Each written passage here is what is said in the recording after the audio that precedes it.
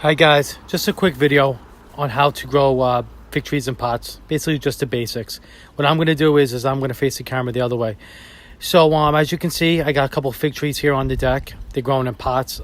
Landscape designers and architects have been growing fig trees in pots for thousands of years. They love them as focal points, as you can see, with other citrus and other trees as well.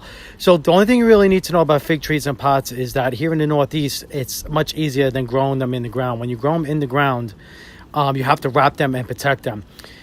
To circumvent that, you grow them in pots, and fig trees grow really well in pots because the roots get restricted. The plant thinks it gets stressed out. It thinks it's going to die, so it produces more fruit. As you can see, this is only a 3-year-old tree, and look at how much fruit is on this tree already.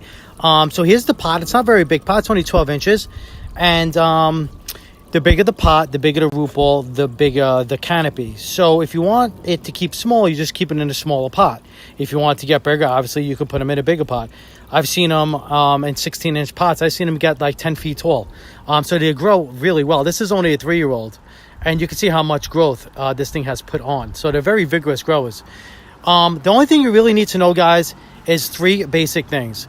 In the wintertime, late fall, right around Thanksgiving time, the leaves are going to fall off. That's fine. You want that to happen. A couple of hard frosts are not going to kill the tree. What's going to happen is that the leaves will fall off. The tree is going to start to go dormant. At that point is when you bring it into a house. You bring it in. You bring it into the garage or a basement. You do not want to bring it into the house or a greenhouse. You want the tree to go dormant. That's a big mistake everybody makes.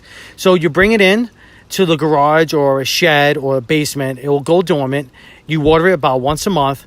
In the springtime, usually in late April, it'll start to bud out. Once it starts budding out, you give it the Asthmacote fertilizer that I'll give you, that you can pretty much purchase at any big box store.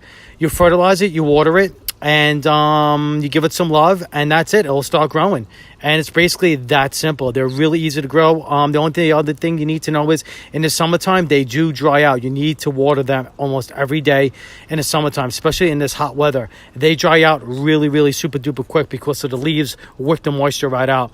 So if you have a lot of water and if you have a place to store it, these babies are for you. They're one of the easiest fruit trees to grow because they produce at such a very early age, and they keep on producing. I mean, look at this tree.